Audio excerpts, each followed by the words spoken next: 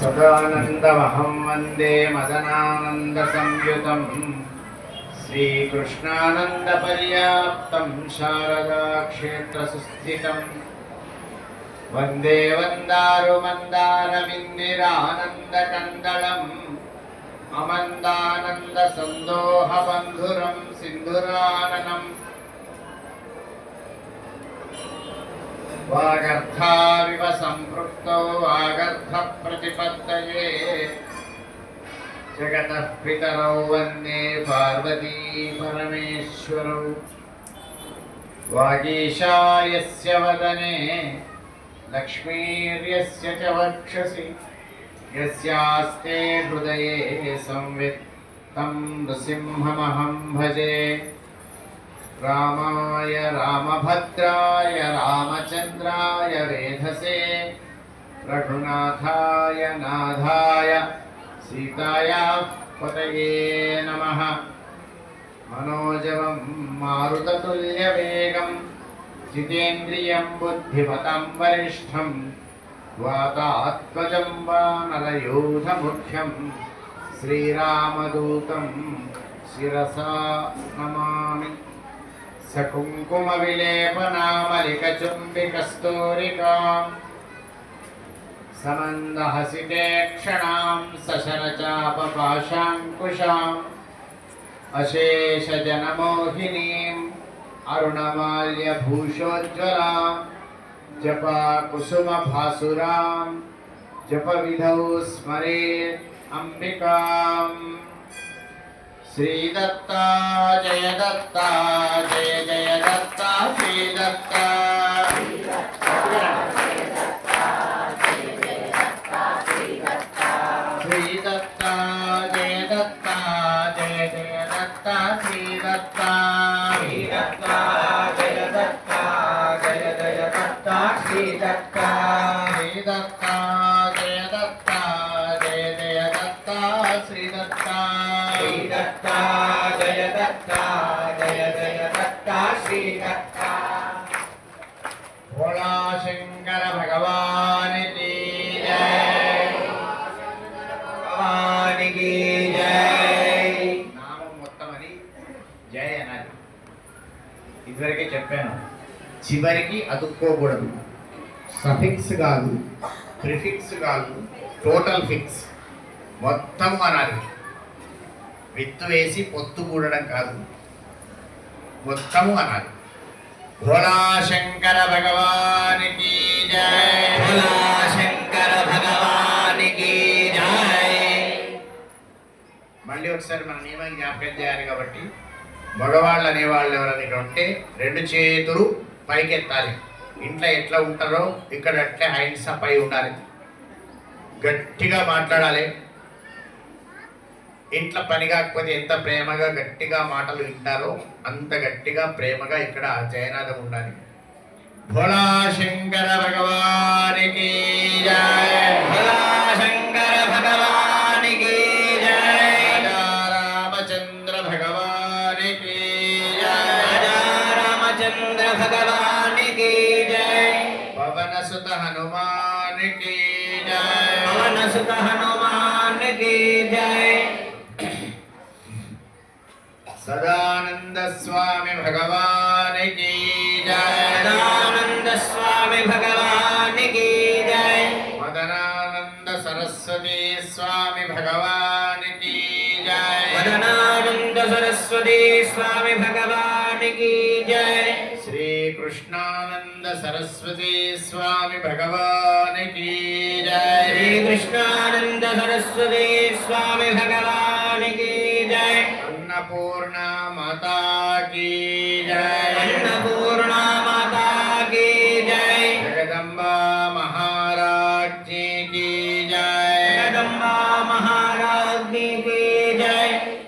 समस्त ప్రపంచంలో ఎప్పటికీ ఉండే ఆ పరమాత్మ స్వరూపం, అంతటా తానే అయిన ఆ పరమాత్మ స్వరూపం, ఆ తానులోని ముక్కలుగా మనలాగా భాషిస్తూ ఇక్కడ కాకతీయ నగర్లో అనేక దేవతామూర్తులతో పాటు చాలా రోజుల క్రితమే వెలిసినటువంటి రామచంద్రుల వారు పరివారము, గణాధిపతి, అంతేగాక ఎవరెవరి ఇళ్లలో ఏ పేరుతో ఉన్న ఆ దేవుడు, తల్లిదండ్రులు, అత్తామామలు, గురువు గారు, పెద్దలు, చిన్న పిల్లలు, పనివాళ్ళు, ఇలా అన్ని రకాల్లో ఉన్న దేవుడు. అదేవిధంగా తనంత తానుగా కాకతీయ నగర్ సీతారామచంద్ర స్వామి వారి దగ్గర ఉండడానికి ఇచ్చేసినటువంటి పంచముఖ స్ఫటికలింగేశ్వర స్వామి వారు, ఆ తర్వాత కాశీ విశ్వేశ్వర స్వామి వారు, ఈ అందరి స్వరూపంలో ఉన్నది ఒకే దేవుడు. అదే భగవంతుడు ఇక్కడి అర్చక స్వాముల స్వరూపంలో ఈరోజు ఈ కార్యక్రమాన్ని నిర్వహించడానికి వచ్చినటువంటి వృత్తి బ్రాహ్మణుల స్వరూపంలో వివిధ ప్రదేశాల నుంచి ఇచ్చేసినటువంటి బ్రాహ్మణోత్తములు, అమ్మలు,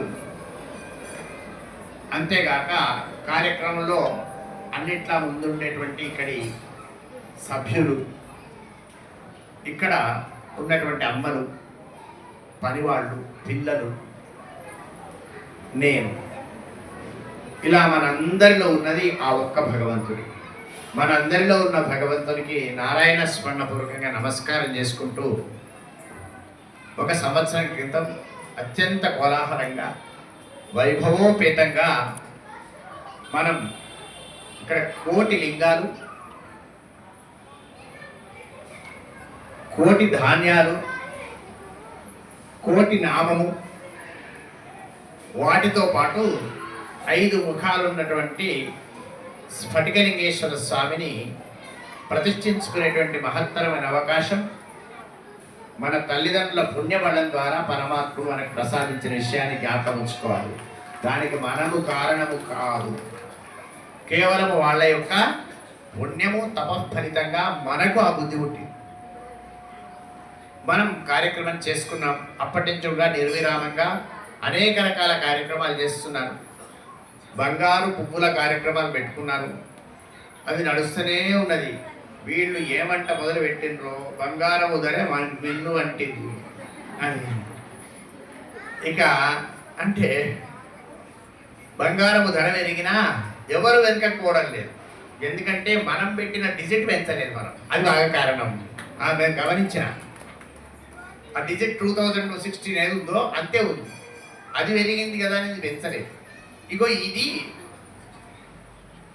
నిజమైనటువంటి నిబద్ధతకు నిదర్శనం. బాగా జ్ఞాపకం, ఒక మాట మొదలు ఏదన్నామో ప్రాణం పోయేవారికి అదే మాట ఉండాలి. సమయానుకూలంగా మాట మారిస్తే అది నర్తనం అవుతుంది, వర్తనము కాదు. నర్తనము పనికిరాదు, వర్తనము మంచుకుంటారు. వర్తనం అంటే బిహేవియర్. మనం మంచిగా ఉండాలి. మంచిగా అంటే మంచి డ్రెస్ వేసుకున్నాం, బ్రహ్మాండమైనటువంటి పట్టు బట్టలే కట్టుకున్నాం, మంచి డీసెంట్ సెంట్ కొట్టుకున్నాం, రీసెంట్గా తయారైందే కొట్టుకున్నాం. కానీ బాగా మనసులో ఏముంది, అంతా ఫర్విడెన్ మెటీరియల్. లోపలంతా పనికిరాని పదార్థం, బయట మాత్రం ఇంపైన పదార్థం. లోపల కంపైన పదార్థం, బయట ఇంపైన పదార్థం. దానికి భగవంతుడు సంతోషపడడు, మన వాళ్ళు కూడా సంతోషపడరు. అది బాగా జ్ఞాపకం ఉంచుకోవాలి. కనుక నిబద్ధత అనేది ప్రధానమైనటువంటి అంశం. ఒక వ్యక్తికి ఒక మాట ఇచ్చినామంటే, మన నోటి నుంచి ఒక వాక్యం వచ్చిందంటే ఆ వాక్యమును తప్పనిసరిగా పాటించి తీరవలే. అది ఎట్లాంటిది, మన తండ్రి గారు ఇచ్చిన మాట కూడా మన మాటనే. అది బాగా దృష్టి పెట్టుకోవాలి. మా ఇచ్చి నాకేంటి అనుకోవద్దు. మన తండ్రి గారికి ఒకరి మాట ఇచ్చారంటే ఆ మాటను మనము పాటించి దాన్ని సఫలం చేయాల్సిందే. లేకపోతే వీడు కొడుకు కాడు, కొడుక అవుతాడు. వీడు కొడుకు అవుతాడు, కొడుకు కాడు. కనుక దానికి నిదర్శనం ఎవరు? ఇక్కడనే ఉన్నాడు మన మిస్టర్ సీతారామచంద్ర స్వామి. వాళ్ళ నాయన మనసులో ఎప్పుడు అనుకున్నాడో, వీడు పుట్టక ముందు ఆమెను పెళ్లి చేసుకున్నప్పుడు నేను వరం ఇచ్చిన అని ఇప్పుడు అడిగితే ఆమె అడిగితే దానికి సంబంధం లేదు, పన్ను లేదు, వశానం లేదు. మా నాయన మనసులో అనుకున్నాడు కదా, నాకు చెప్పలేకపోతున్నాడు, మా చిన్నమ్మకు వరం ఇచ్చిండు కదా, నేను ఆ వరాన్ని మా చిన్నమ్మ పట్ల ఆయన ఇచ్చిన వరాన్ని పాటించకపోతే మా నాన్న శాపగ్రస్తుడైతాడు అని అడవులకు వెళ్ళినటువంటి మహానుభావుడు మన సీతారామచంద్ర స్వామి. అంతటి గొప్ప సీతారామచంద్ర స్వామి ఉన్న దశలో అరే కాకతీయ నగర్లా నీకెంత కాక ఉన్నా లాభం లేదు, నేను వస్తున్నా, వాళ్ళు అనేక రకాల దండాలు పెట్టుడు, ఇక వీళ్ళకి ఏమన్నంటే బంగారు నగల్ని ఇస్తారు. ఓసారి కిరీటం పెట్టింది, ఓసారి కంకణాలు పెట్టింది, ఓసారి పువ్వులు పెట్టింది. అబ్బాయి ఎప్పటికి బంగారమే బంగారమే. దానివల్ల వేడి బాగా అయిపోయింది రామునికి. వేడి బాగా అయిపోయి ఏం చేయాలన్నయ్య అంటే I am here don't fear my dear అన్నాడు శంకరుడు. నేను వస్తున్నా అన్నాడండి. వచ్చేసి పంచముఖ స్ఫటికలింగేశ్వర స్వామిగా ఇక్కడ వచ్చి ఇక నువ్వు అక్కడ బంగారాలు పెట్టించుకో, ఇక్కడ నేను నీళ్ళు పోసుకుంటా ఉంటా, చల్లగా అయిపోతున్నాను. మనం వచ్చినాడే అనుకున్నాం. ఎట్టి పరిస్థితుల్లో కూడా స్ఫటికలింగేశ్వర స్వామి దగ్గరికి చితాభస్మాలే పోగరణభజనం దిక్పటధరం, మంచి బ్రహ్మాండమైనటువంటి పాలు వేయచ్చు, నీళ్ళు వేయచ్చు, కానీ బంగారము వెండి వస్తువులు వాళ్ళకు రానియము అని చెప్పినాం. ఒకవేళ తెప్పించిందనుకో పాపం పూజారుల దగ్గర అదైతే కాదు, ఇచ్చిన వాళ్ళది కూడా కాదు. కాబట్టి ఎట్టి పరిస్థితుల్లో కూడా బంగారము వెండి రాకుండానే ఆయన ఉంటాడు. ఎందుకంటే ఆయన ఉండేదే వెండి కొండ, ఆయన ఉండేదే వెండి కొండ. మనం ఇచ్చే కొంత వెండి ఆయనకి ఎందుకు? కాబట్టి వెండి మీ దగ్గరనే ఉండండి, ఉంచుకోండి, రోజు వచ్చి నాకు దండం పెట్టండి అంటే పరమాత్మ. వెండి తనకు అవసరం లేదు, రోజు రమ్మన్నాడు. ఇక్కడ భక్తులు చాలా అనేక రకాలైనటువంటి సమూహాల నుంచి వచ్చి ఇక్కడ సెటిల్ అయినటువంటి వాళ్ళు, ప్రాచీన కాలం నుంచి ఇక్కడ ఉన్నటువంటి వాళ్ళు ఇప్పుడు ఈ సంప్రదాయంలోకి అడుగుడుతూ తమ ప్రవర్తనను దేవాలయ నియమాలకు అనుగుణంగా మార్చుకుంటున్నటువంటి వాళ్ళు. నేను రాత్రి 11:45 నేను బయట వాకింగ్ చేస్తున్నాను, 11:50 దాదాపుగా. మా వాళ్ళు ఇద్దరు మధ్య పడుతున్నాను. ఒక వ్యక్తి వచ్చిండు. ఆ వ్యక్తి చక్కగా వచ్చి ఈ శంకరుని నీళ్ళు పోసిండు. పోసి మొత్తం నవగ్రహాలన్నీ కడిగింది. సూర్యుని నీళ్ళు పోసిండు. 12 ప్రదక్షిణాలు చేసిండు. మళ్ళీ సూర్యుడికి నమస్కారం చేసుకొని వెళ్ళింది. అంటే రాత్రి 11:30 కూడా దేవుళ్ళకి నిద్ర లేకుండా చూసేటువంటి ఒక గొప్ప భాగ్యం ఇక్కడ ఉన్నది.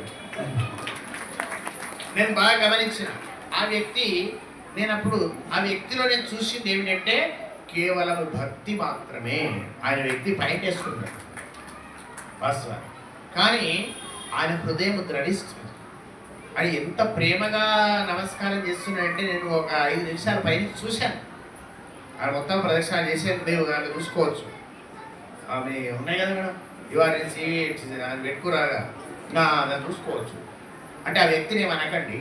అంటే భక్తి ఎప్పుడు ఎలా వినియోగించుకుంటారు. అందుకే మా మదనానంద సరస్వతి స్వామి గారు తన పూర్వాశ్రమంలో పూజ చేసి, ఆయన పూజ చేసిన తర్వాత ఆయన సన్యాసం తీసుకున్న తర్వాత మన అదృష్టవశాత్తు ఒక భక్తుడు ఎందుకో అక్కడ ఉన్న లింగం ఎత్తుకపోయిందండి. దన్నారం అనే గ్రామం ఉన్నది. ఆ దన్నారం గ్రామంలో ఆ లింగం ఎత్తుకపోయింది. ఆ భక్తుడు లింగం ఎత్తుకపోతే ఊరు వాళ్ళందరూ స్వామివారి లింగం ఎత్తుకపోయినంటే పొందవేగా లింగం ఒకటి పెట్టుకుంటామన్నారు. తర్వాత వాడు దొరికింది. వాడిని కొడతామంటే స్వామివారు అన్నాడు, వాని మీద దెబ్బ పడితే నా మీద పడ్డట్టు వాడిని ఏమనద్దు అన్నాడు అని అందరిని కూర్చోబెట్టి, అప్పుడు కృష్ణానంద స్వామి గారు ఉన్నారు, పూర్వాశ్రమం నేను కూడా పక్కకే ఉన్నాను, సుధాకర్ రావు గారు ఉన్నారు.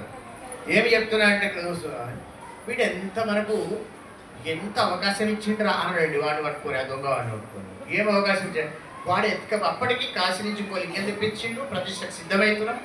అప్పుడు ఏమన్నాడంటే వాడు కనుక లింగం ఎత్తుకపోతే మనకు ప్రతిష్ట చేసే అవకాశం ఎక్కడ వచ్చేది రా అన్నాడు. ఆయన అన్నాడు, అరే బాబు లింగం ఎందుకు ఎత్తుకపోతున్నాడే, నువ్వు పూజ చేసినావు, మస్తు మంది పూజ చేసిండ్రు, నేను కూడా పూజ చేసిన, ఈ దేవుడు ఎవరికి ఏం చేస్తుండో తెలుస్తలేడు, ఏం పని చేస్తాడని ఎత్తుకపోయినాడు. మరి ఎత్తుకపోయినప్పుడు మళ్ళీ ఎందుకు తెచ్చినావు అంటే మా ఇంటుంటే అందరూ వచ్చి పూజలు చేస్తే కష్టం మీద వీళ్ళు ఎక్కడ పెట్టుకోవాలో మళ్ళీ తెచ్చినాడు. తెచ్చి అక్కడ పెట్టిండు. స్వామివారి భిక్షాపాత్రాలు లింగం సమర్పణ చేసిండు. ఆయన వచ్చిన బట్టలు పెట్టించి భోజనం భోజనం పెట్టించి ఆయన పంపించి ఆయన స్వామివారి ఒక మాట చెప్పిండు, వీడు లింగము దొంగం తనం చేసినందుకు వీడిని ఏమనొద్దు, చేసిన తప్పును ఇంతమందిని ఒప్పుకున్నందుకు వీడు గొప్పవాడు అని చెప్పిండండి పరమాత్మ. అంతేగాక ఆ లింగము మా గురువు గారికి ఇచ్చేసారు. కృష్ణానంద స్వామి గారికి నాయన ఈ లింగం భద్రత చేయమని మా గురువు గారు తన ఉన్నటువంటి రామపురం ఆశ్రమంలో పెట్టినాడు. ఈ అభిషేకం నడుస్తుంటే మా గురువు గారు నాకు సన్యాసం అనుగ్రహించినప్పుడు ఆ లింగం ఎక్కడన్నా పూజన ఉండాలి, లేకుంటే ఇక్కడనే ఉండాలి, కానీ ఎక్కడ పడితే అక్కడ ఇయ్యక చెప్పి ఇక్కడ స్ఫటికలింగేశ్వర స్వామి విడదామని మా కాశీనాథ్ ఆయన స్ఫటికలింగం కొనుక్కొచ్చి నా ఎంబడి పట్టాడు. నీకు స్ఫటికలింగం ఇస్తే ఇక్కడ పెట్టు, నేను స్ఫటికలింగాలు ఎక్కడ పెట్టుకోవాలి, పూజలు ఎక్కడ చేయాలి, అనువైన స్థలం చూసినప్పుడు నేను స్ఫటికలింగం గురించి మాట్లాడతాను. అనుకోకుండా ఇక్కడ చంద్రశేఖరు, రాజేష్ మొదలైన మిత్ర బృందం అందరూ కలిసి ఇక్కడ శివుణ్ణి పెడదామనుకొని రావడం, అదే సందర్భంలో నాకు ఇక్కడనే పెట్టాలని మనస్సులో మా గురువుగారు స్ఫురింపజేయడం, వెంటనే ఏమయ్యా కాశీ, నువ్వు తెచ్చింది వాస్తవమే, అని పేరు కాశీ, ఈ లింగం ఇచ్చా అని పేరు. నువ్వు తెచ్చిన మాట వాస్తవమే, కానీ నా దగ్గర ఉండే కండిషన్స్ వేరు. ఏమిటంటే నా పద్ధతి సిరాల నెయ్యి కలిసినట్టు. సిరా చేస్తారు కదా, సిరా చేయడం వస్తుందా, ఆమె నెయ్యి కలుస్తుంది కదా, మళ్ళీ అవైలబుల్ అవుతుందా, ఇక దొరకదు మళ్ళీ. కానీ ఆ నెయ్యి ద్వారానే ఆ పిండికి ఆ చక్కెరకి కూడా విలువ వచ్చి సిరా అని పేరు వచ్చింది. ఆ నెయ్యి లేకపోతే రాదు. నా దగ్గర చేసే దానాల బాబత ఉంటుంది. ఎక్కడ పేరు రాయరు, ఎక్కడ గోతనామాలు చెప్పరు, ఫోటోలు వేయరు, దండలు కప్పరు, మరి నీ ఇష్టం బిడ్డ అని చెప్పిండు. సిరా అయితే అయిపోయాయి, నీకు ఇచ్చిన కదా, నాది నెయ్యి, నీ ఇష్టం వచ్చినట్టు చేసుకున్నాను. ఆ అబ్బాయి ఒప్పుకోవడం వల్ల ఆ పంచముఖటువంటి స్ఫటికలింగేశ్వర స్వామి మన దగ్గర. అప్పటికే పిల్లలు చాలా కాలం నుంచి లింగం అభిషేకానికి అలవాటు పడి ఉన్నారు. ఇక్కడ మా శంకరు మొదలైనటువంటి వాళ్ళది ఏం కోరిక ఉందంటే, అయ్యా మీరు అన్ని కండిషన్లు పెట్టిండ్రు, దానికి ఆంధ్ర పోవాలి, లేకుంటే ఇట్లా అందరు పోవద్దు, సరి అయిన విధి విధానం ఉండాలి, పూజ ఉండాలి, ఇవన్నీ పెట్టిండ్రు. మరి మాలాంటి వాళ్ళ సంగతి ఏంటి అని వీడు గురువుడు పెట్టింది. నాకు అప్పుడు జ్ఞాపకం వచ్చిందంటే నాకు కరెక్ట్ ప్లేస్ దొరికింది. ఇప్పుడు ఇంత ఆర్ద్రతతోటి 24 గంటలు దేవుడి మీద నీళ్ళు పోస్తా అనుకుంటారు, నాకు దొరకాలి కదా అని ధర్నారంలో మా గురువు గారు ఇచ్చినటువంటి లింగమును ఇక్కడ ప్రతిష్ఠ చేసినాం. అంటే ఇది పరోక్షంగా మదనానంద సరస్వతి స్వామి వారు, కృష్ణానంద సరస్వతి స్వామి వారు, నేను పూజ చేసుకున్నటువంటి లింగం అది ఇక్కడ వచ్చి ప్రతిష్ఠ కొన్ని సంవత్సరాలుగా. అందుకే దీనికి కాశీ విశ్వేశ్వర లింగం అని దీనికి పేరు పెట్టుకున్నాం. ఆ కాశీ విశ్వేశ్వరుడు, ఈ పంచముఖ స్ఫటికలింగేశ్వర స్వామి, ఆ సీతారామచంద్రుడు గణాధిపతి, తక్కువకు పాపం వీళ్ళందరూ ఉన్నారు కదా. ఆ నవగ్రహాలకు పూజ చేయడం మన వాళ్ళకి అలవాటు. అట్లే ఇంట్లో అలవాటు అంటే ఎవరికైనా భోజనం పెడుతుంటే పక్కవాడిని కూడా ఏక స్వాదు రఘుంచి దాన్ని ఒకటి పెడితే పక్కవాడిని కూడా కొంచెం పెట్టడం అలవాటు. ఈ నవగ్రహాల్లో ఉన్న శనేశ్వరుడికి పాపం నెత్తి మీద నూనె పోసి ఏమనుకుంటాడో అని కొంచెమంది సూర్యుడికి, కొంచెమంది అంగారకుడికి, వీళ్ళందరికీ పోయడం, అక్కడ అంతా నల్లగా సిద్ధం కావడం. వాస్తవానికి శాస్త్రం ప్రకారం నవగ్రహాల్లో ఉన్నటువంటి శనేశ్వరుడికి మనం తైలాభిషేకం చేయకూడదు. మనం తైలాభిషేకం కోసం ప్రత్యేకంగా పెట్టుకోవాలి. ఎందుకంటే ఒకే పీఠం మీద ఉంటుంది కాబట్టి పూజ ఒకే రకంగా ఉండాలి. అందుకని అవన్నీ చూస్తే ఇక చంద్రశేఖరు వీళ్ళంతా సిద్ధం ఉన్నారు. ఏమంటే స్వామి ఏమైనా చెప్తే బాగుండు అనుకున్నారు. ఏమైనా ఇక్కడ శనేశ్వరుని పెట్టుకుందామా అన్నాడు. నిన్ను చూసిందానే మాకు శని పట్టింది అనుకున్నాం స్వామి అనుకున్నారో మరి ఏమనుకున్నారో, కానీ ఆ శనేశ్వరుని విగ్రహాన్ని ఇక్కడ పెట్టుకున్నారు. బ్రహ్మాండమైన ప్రతిష్ఠ చేసుకున్నారు, నాగేంద్రుడు ప్రతిష్ఠ చేసుకున్నారు. ఆ శనికి తైలాభిషేకం కూడా పవిత్రంగా నేను చూశాను వచ్చి. ఎందుకంటే శని దగ్గర తైలాభిషేకం చేసినాక పరిస్థితి ఎట్లా తెలుసు. అన్నీ నువ్వులు అతుక్కపోయి, దాని పువ్వులు అతుక్కపోయి, అబ్బా ఈ శనేశ్వరుడా ఇందుకే అందరినీ బాధ పెడతాడా అనేటట్టుగా కనపడుతుంది. కానీ ఇక్కడ శనేశ్వరుని పరిశుభ్రంగా చేసి పెట్టినారు. నేను వస్తానని చేసినా సంతోషమే, కానీ చేసిన అయినప్పటికీ కూడా లేదా నిత్యం ఉంటుందా సంతోషం. అమ్మ అబద్ధం చెప్పరు. కాబట్టి అంత పరిశుభ్రంగా శనేశ్వరుడు అంటే ఒక సమాహారం, దేవతల యొక్క సమాహారం. ఇక్కడికి వచ్చిన వాళ్ళకి ఏం జరుగుతుంది, నన్ను అడిగినారు మొన్న, దానికి కొత్త పేరు పెట్టవచ్చు కదా అని. అంటే పేర్లు మార్చుడు రంగులు మార్చుడు కుదరదు బిడ్డ. ఎందుకంటే నేను తెల్ల రంగు మార్చుకొని ఎర్ర రంగు వచ్చింది, ఇక మన రంగు మార్చే అవకాశం లేదుగా. కాబట్టి పేర్లు మార్చుడు రంగులు మార్చుడు కుదరదు. అదే సీతారామచంద్ర స్వామి దేవాలయమే ఉంటుంది, దాంట్లో మిగతా వాళ్ళు ఉంటారు అని మనం అనుకున్నాం. అదేవిధంగా కార్యక్రమాలు చేసుకుంటున్నాం. ప్రతినిత్యం కూడా భక్తులు వస్తున్నారు. ఆర్ద్ర నక్షత్రం పూజ అవుతుంది, తర్వాత మాస శివరాత్రి అభిషేకాలు అవుతున్నాయి. ఇక పేరు పెట్టుకున్నాడు కానీ నన్ను నిద్రపోనిస్తాడంటే తప్పు కదా. చంద్రశేఖర్ ఏమన్నాడు? విపరీతంగా మంది మరి ఎవరు పెట్టుకోమని చంద్రశేఖర్ అని పేరు పెట్టుకున్నది అదే కాబట్టి వచ్చి అందరూ అట్లా చూస్తుంటారు. కనుక కాకతీయ నగర్లో ఉన్నటువంటి భక్తులందరూ కూడా మిగతా వాళ్లకు చెప్పడం ఒక గొప్ప కార్యం. మీరు చేసిన కార్యక్రమం ఏమో తెలవాలి. మేము మా కాలని మేము ఇట్లే ఉంటాం, మిగతా వాళ్ళకి ఎట్లన్నా కాలని అనుకోకుండా కలోనియల్ వ్యవస్థగా మనం ఇక్కడ ఉన్నాం. స్వయం తీర్థ పరాంతారేంటి, నేను ముందు పడాలి, నాతో పాటు ఇతరులను కూడా బయటకు వేయాలి అనే అభిప్రాయంతో ఇక్కడ ఉన్న అమ్మలు అయ్యలు పిల్లలందరూ కూడా చాలా చోట్ల ఉన్న వాళ్లకు ఇక్కడ ఉన్న స్ఫటికలింగేశ్వర స్వామి విషయం తెలియజేసినందుకు మిమ్మల్ని నారాయణ స్పండపూర్గా అభినందిస్తున్నాం. అంతేగాక మా గోపాల్ గారు రిటైర్డ్ ఎస్ఐ గారి ఆధ్వర్యంలో ఆయన పంచకోటి సారథి 5 కోట్ల ధాన్యాలు 1 కోటి లింగాలు. ఇక్కడ చూస్తే 2-3 సార్లు వచ్చిన నేను ఆ అమ్మలను చూస్తే ఎంత పుణ్యం చేసుకోవచ్చు వాళ్ళు. వాళ్ళ కన్న కడుపు ఎంత గొప్పది, వాళ్ళ కడుపులో పుట్టిన వాళ్ళు ఎంత గొప్పవాళ్ళు అని నేను ఎన్నిసార్లు నా కళ్ళపడి నీళ్ళు తీసుకున్నాను నాకు తెలియదు.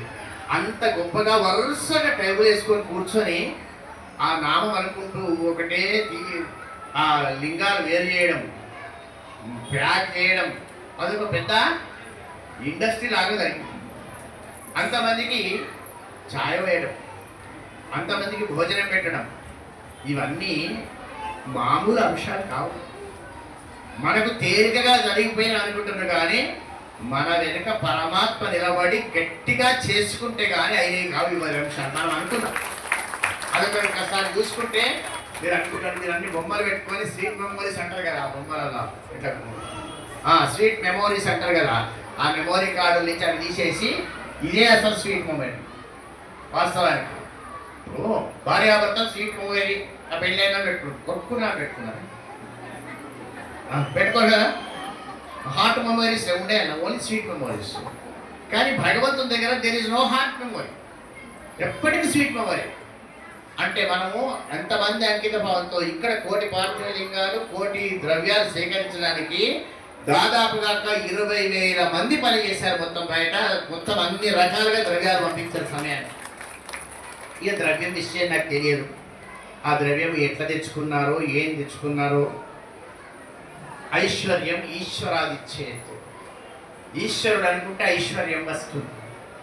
కాబట్టి ఐశ్వర్యంలో పైసలు కూడా ఒక భాగం. ఐశ్వర్యం అంటే కేవలం క్యాష్ కాదు. మీరు భగవంతుడి దగ్గర కోరుకుంటే ఐశ్వర్యం ఈశ్వరాలు ఇచ్చేదంటే పైసలు ఇస్తారు, బంగారు బిస్కెట్లు ఇస్తారు అనుకోదు. బంగారు బిస్కెట్లు, పైసలు, నగలు ఇవన్నీ ఐశ్వర్యంలో ఒక భాగం మాత్రమే. ఐశ్వర్యం, నిజమైన ఐశ్వర్యం ఏమిటి? ఆనందము. బాగా జ్ఞాపకం ఉంచుకోండి. మీరు ఎన్ని ఉన్నా సరే మీరు ఏదైనా ఉండని ఆనందం ఒకటి లేకపోతే అయిపోయాయి. వీరి వారి నిండా పైసలు, అవునా? 4 మన్మలు, 5 మన్మరాళ్ళు, ఇంటి నిండా కొడుకులు కోడళ్ళు చెప్పినట్టు వింటారు, అన్ని చేస్తారు. బ్రహ్మాండమైన రోజు ఒకరి బర్త్డే. ఇక్కడ 5 అయినా 5 కూరగాయలు వస్తున్నారు, ఇంటి నిండా అసెంబ్లీనే. కాబట్టి రోజు ఒకరి బర్త్డే, రోజు ఒకడు వీడు కూర్చుని మీద కూర్చుంటాడు. ఆ మనమడు బర్త్డే నాడు ఒక స్వీటు, ఒక హాటు, ఓ మిరపకాయ బజ్జి, ఓ బ్రహ్మాండమైనటువంటి మైసూరు పాటు. తాత తింటావా? తిందామనే ఉంది కానీ ఉందామని ఉంది అంటాడు.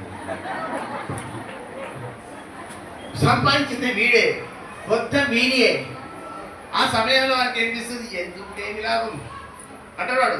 నాకు ఎంతుంటేమి లాభం, మీకు తినే యోగ్యత లేదు కదా అంటున్నాడు.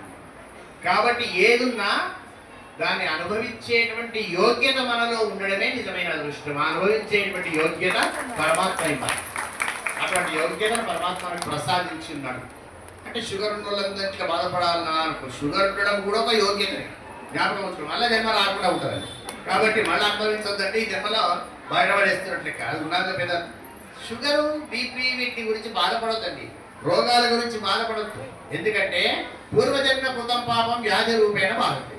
పూర్వజన్మలో మనం చేసినటువంటివన్నీ కూడా వ్యాధుల రూపంలో వచ్చి బాధిస్తాయి. తచ్చాంతి ఔషధే తామై జపహోమ సురార్చనై. దానికోసం ఔషధాలు మొదలు వాడండి. మొట్టమొదలే కడుపు నవ్వగానే దేవుని చుట్టూ తిరిగి దండం పెట్టి అట్ట కాదు. దానికి ఔషధం అనేది కూడా భగవంతుని ఇచ్చిన ప్రసాదం. ఔషధాలు వాడాలి, దానము చెయ్యాలి, జపము చేయాలి, అర్చన చేయాలి. దీనివల్ల నీ శరీరంలో బ్రహ్మాండమైన ఎక్సర్సైజ్ అవుతుంది, నీ ఓవర్ సైజ్ తగ్గుతుంది. అంటే అప్పటికి మంచి సెట్ అయిపోతాం. తప్పనిసరిగా మనకున్న వ్యాధులు నశిస్తాయి. ఎట్లా వ్యాధి పూర్వజన్మ కృతం పాపం వ్యాధి రూపేణ బాధంతి అని అన్నామో అట్లే నిన్న చేసింది వాళ్ళ బాధిస్తుంది.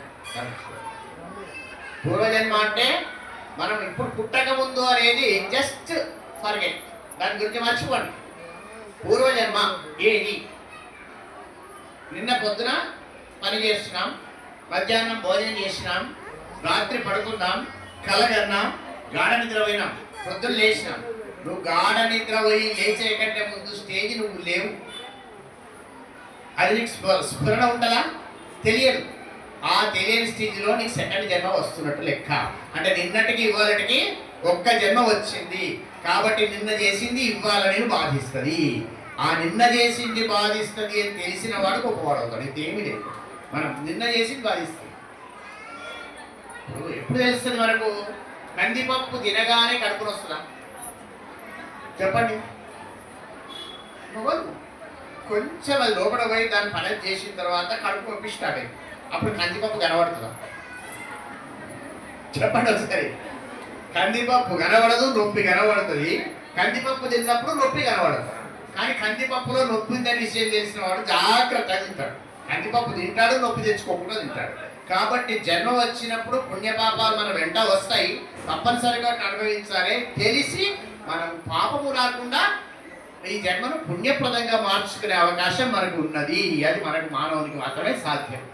కాబట్టి అటువంటి పుణ్యప్రదమైన జన్మను మనం పొంది ఉన్నాం. మరి కాకతీయ నగర్లో అనేక రకాల కార్యక్రమాలు చేస్తున్నారు, చాలా సంతోషంగా చేస్తున్నారు. కాకపోతే నేను ఏమనుకుంటా, మొదలే అమెండ్మెంట్ రూల్స్ లాగా చిన్నగా సబ్మిషన్ సెంటర్స్. తను మాట్లాడుతూనే చంద్రశేఖర్ శర్మ గారు చాలా వ్యవహారత కాబట్టి సబ్మిషన్ చేసేసారు. నాకేమని అప్పుడప్పుడు నిలబడి తింటున్నారు, కొందరు ఇంకా ట్రైనింగ్ కాలేదు.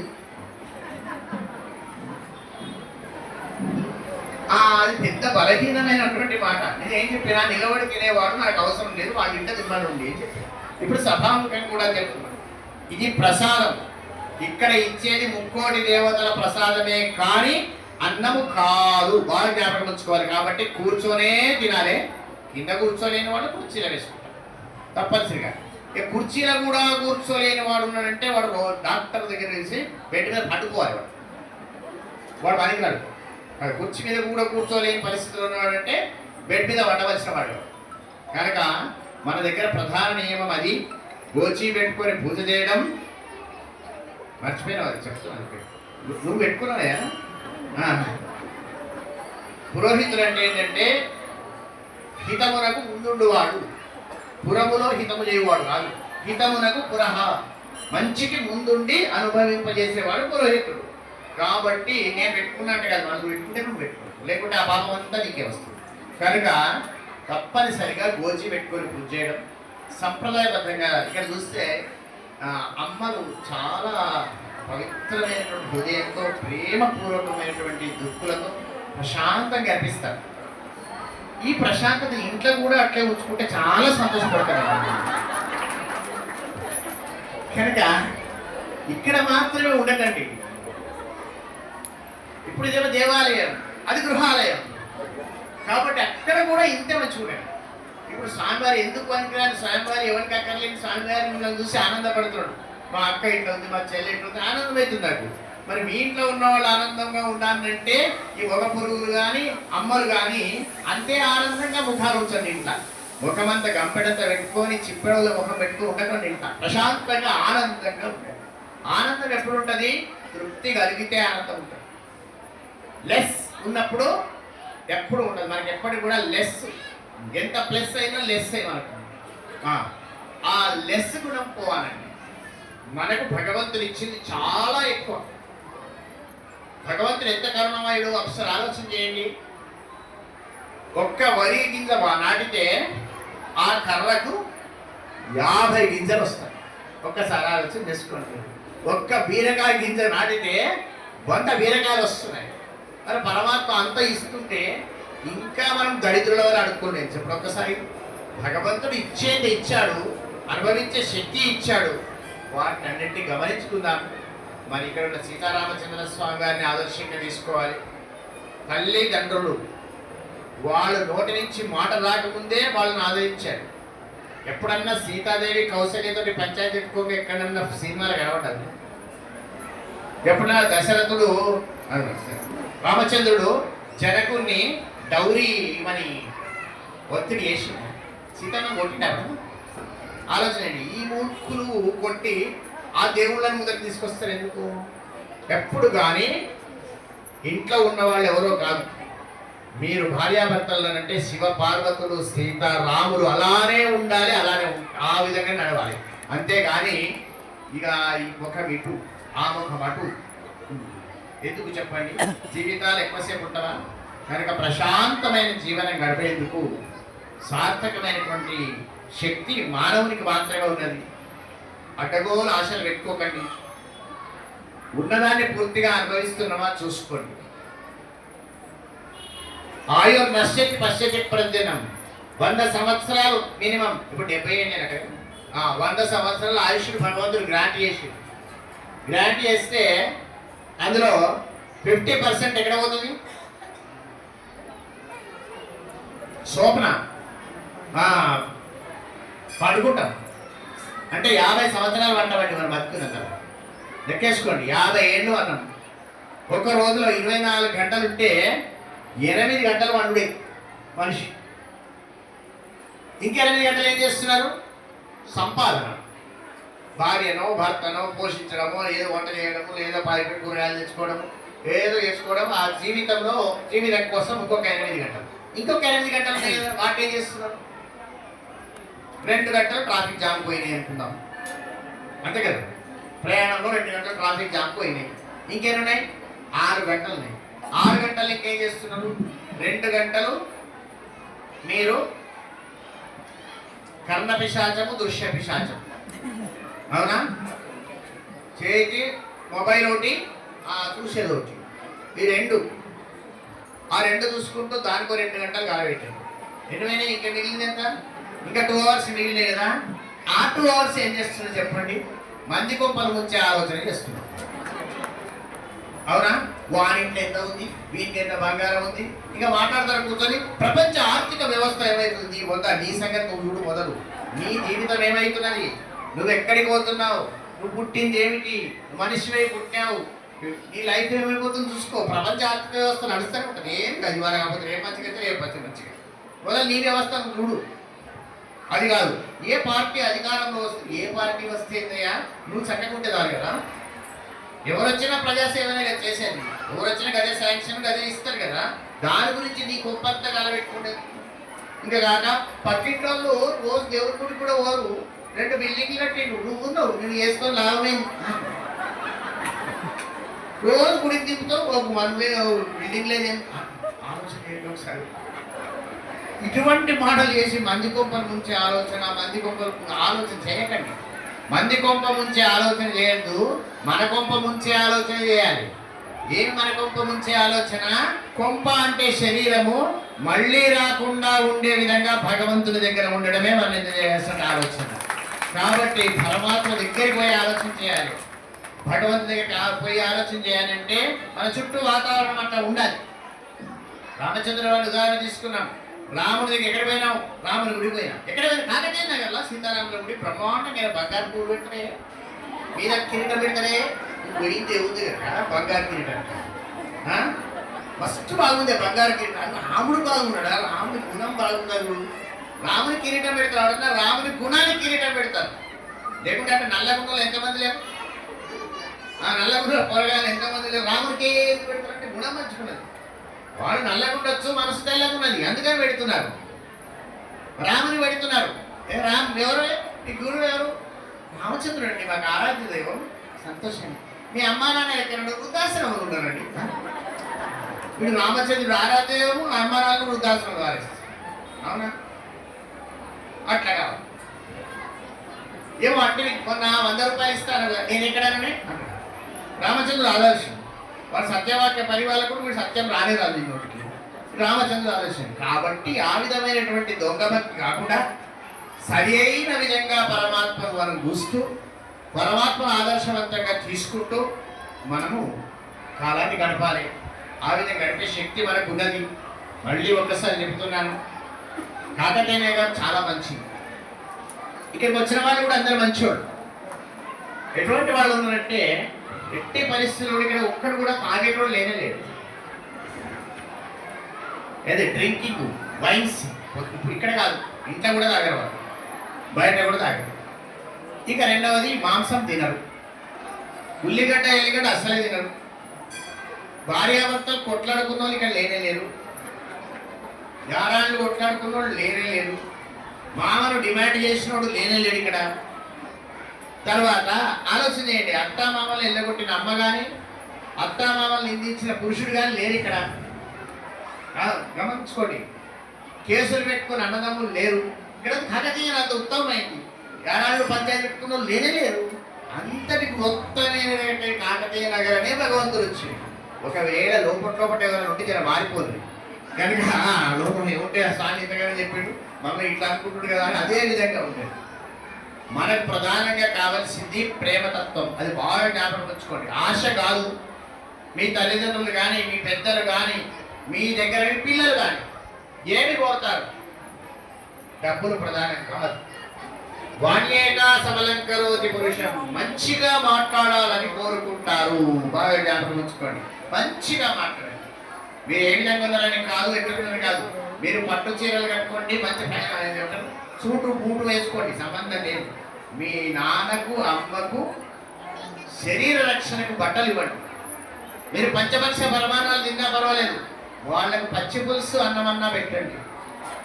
మీరు పాలు తాగినా పర్వాలేదు, వాళ్ళని కన్నీళ్ళ పాలు మాత్రం చేయకండి, పరుల పాలు చేయకండి. వాళ్ళు సంతోషపడాలంటే ఏమి చేయాలి? రోజుకు 5 నిమిషాలు మీ పెద్దల దగ్గర కూర్చొని మాట్లాడండి, చాలా సరిపోతుంది. 1 కోటి రూపాయలు ఇచ్చిందంటే వాళ్ళు ఆనందపడతారు. నాకు ఏం చెప్తారంటే మొత్తం చేంజ్ అయిపోయింది స్వామి, టోటల్ చేంజ్. ఈ చేంజ్ నాకు కూడా అర్థం కాదు ఇంతవరకు కూడా.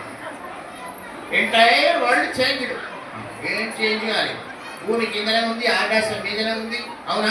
జుట్టు మీదికే వస్తుంది, నోటానికి చెందిస్తుండ్రు, ముగ్గులు చేయగలుగుతుంది. ఏం చేంజ్ అయింది? మీ మెదడులో ఉండే ఆలోచన విధానం చేంజ్ అయింది. అంతే, మిగతా ఏది చేంజ్ కాలేదు. ప్రకృతి అట్లే ఉంది, భగవంతుడు అట్లే ఉన్నాడు, ఇచ్చేది అట్లే ఉంది, ఆలోచన విధానం చేంజ్ అయింది. కాబట్టి మన ఆలోచన విధానం సవరించుకోవాలి. మనం 10 మందికి ఆదర్శంగా ఉండాలి, పెద్దలను గౌరవించాలి. ఎట్ ది సేమ్ టైం పెద్దలకు కూడా ఒక మాట చెప్తుంది. ఏమనుకోవద్దు, పెద్దలు ఉన్నవాడు అనుకున్నా పర్వాలేదు, చెప్పాల్సిందే. 70 ఏళ్ళు వచ్చినాయి, కొడుకుకి తాలపు చేయాలి అప్పచెప్పిండ్రు, కోడలకు తాలపు చేయాలి అప్పచెప్పిండ్రు. మంచిగా 2 కుర్చీలు వేసుకొని హాయిగా శివాభ్యాం నమః రామకృష్ణ అనుకుంటూ కూర్చోవాలి. సమయానికి భోజనం వచ్చిందని అబ్బా ఎంత బాగుంది అనుకుంటూ తినాలి, ప్రశాంతంగా ఉండాలి.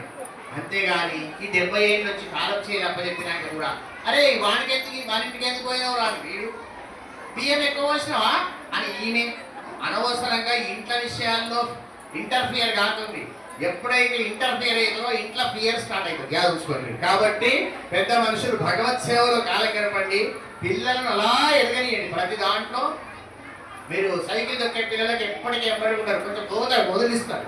మీరు పిల్లవాళ్ళకి సైకిల్ ఎట్లా నేర్పిండ్రో జీవితాన్ని కూడా అట్లే నేర్పండి. కానీ వాళ్ళు చేసే ప్రతి చర్యలో ప్రతిచర్య చేయకండి. కనుక పిల్లలను ఆ విధంగా పెద్దలు పెద్దలు లాలించండి, ప్రేమతో చూడండి. తల్లిదండ్రులు అంటే దొరికే అంశం కాదు, అత్తమామ దొరికే అంశం కాదు. అత్తమామ అనగానే ఎవరికి ఉంటారు? అందరూ ఎవరికి చెప్పండి, ఎవరికి అనుకుంటున్నారు? అమ్మకు ఆడవాళ్ళకి అనుకుంటారు కదా, స్త్రీలకే కాదు పురుషులకు కూడా ఉన్నాడండి అత్తమామ. అది ఆలోచుకోవాలి. స్త్రీలకు ఏమైనా పాపం వాళ్ళు ఇంట్లో ఉంటారు కాబట్టి నిమిషం ఎప్పటికి ఒకటే ముఖం చూసుకుంటాడు కాబట్టి ఇక్కడ పెట్టాను చల్లేదంటే అక్కడ పెట్టకపోతే ఇక్కడ పెడతాం అన్ననే పంచాయతీ పెట్టుకుంటాం. పంచాయతీ పెట్టుకుంటారు, మళ్ళీ అన్నం వండుకుంటారు, ఇద్దరు కలిసి తింటలేదు, ఇద్దరు లేకపోతే అన్నం అట్లా మారిపోతుంది కానీ తినరు. ఈ ప్రతింట జరిగేది. ఈ సెకండ్ల పక్కింట వీడియో తీసి వాట్సాప్లో పెట్టేస్తుంది. అవునా?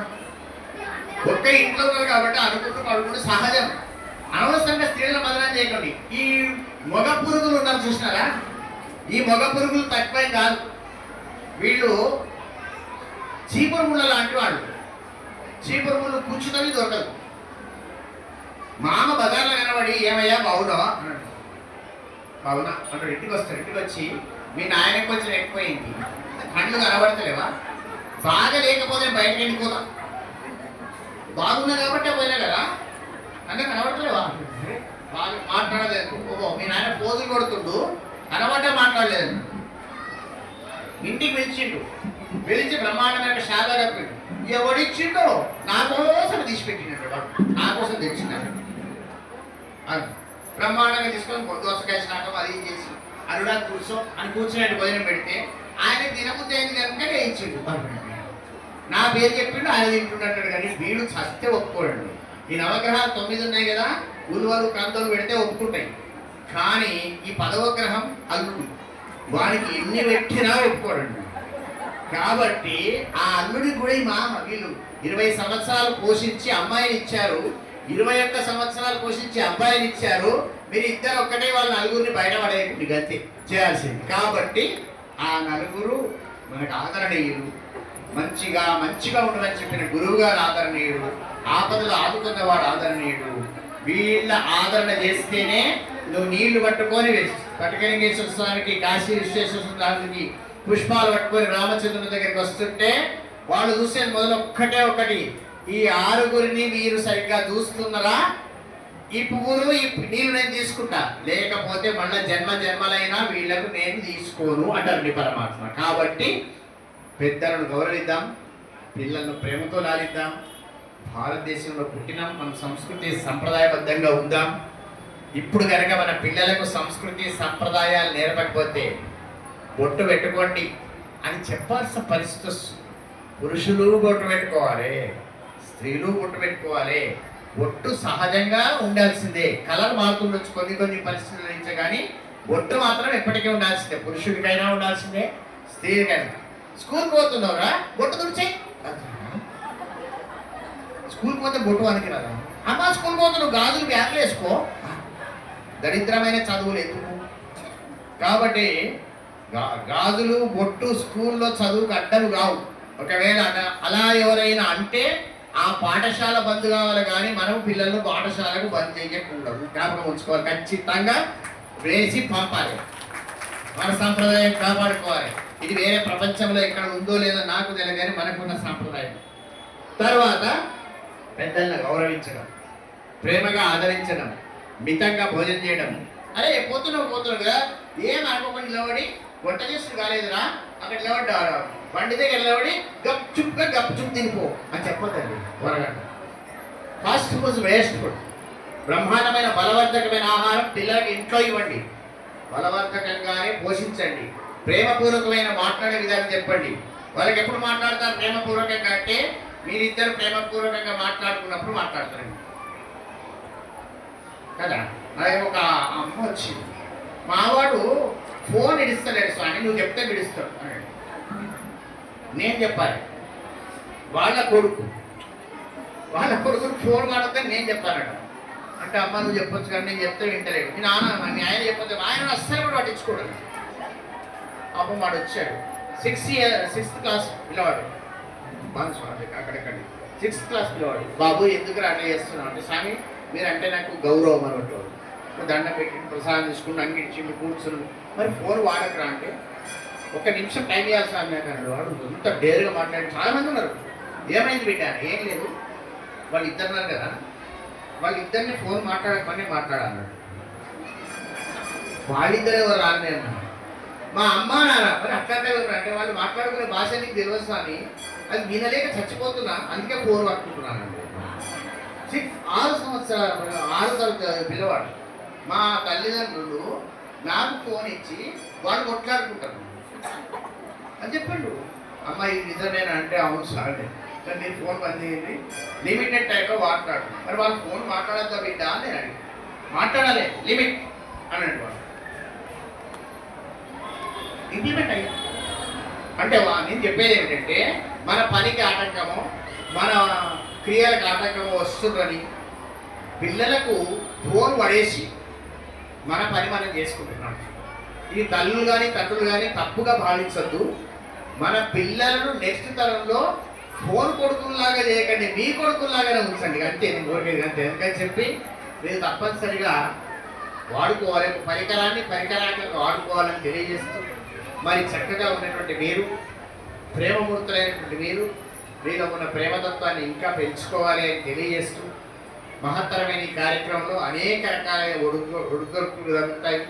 అన్నిట్లలో పాల్గొని అన్నింటినీ ఎదుర్కొన్నటువంటి ఇక్కడి కార్యవర్గ సభ్యులు, ఇక్కడి అర్చకులు, వాళ్ళకు సహకరిస్తున్నటువంటి బృందము, తెలియకుండానే అన్ని కార్యక్రమంలో పాల్గొంటున్న వాళ్ళు, అన్నదానం చేస్తున్న వాళ్ళు, ఇస్తున్న వాళ్ళు అందరికీ కూడా ఈ పుణ్యఫలం పూర్ణంగా లభించి మనం వచ్చే వార్షికోత్సవం అత్యంత వైభవమైన రీతిలో చేసుకునేలా ఆశీర్వదించాలని ఆ పరమాత్మను నారాయణ స్మరణపూర్వకంగా అర్థిస్తూ, మీ అందరికీ ఇప్పుడు మంత్రాక్షతలు ఇక్కడ చేసిన అక్షతలు ఇక్కడికి లైవ్గా వచ్చిన వాళ్ళకు ఇవ్వడం జరుగుతుంది. ఎందుకంటే ఇట్లా చేస్తే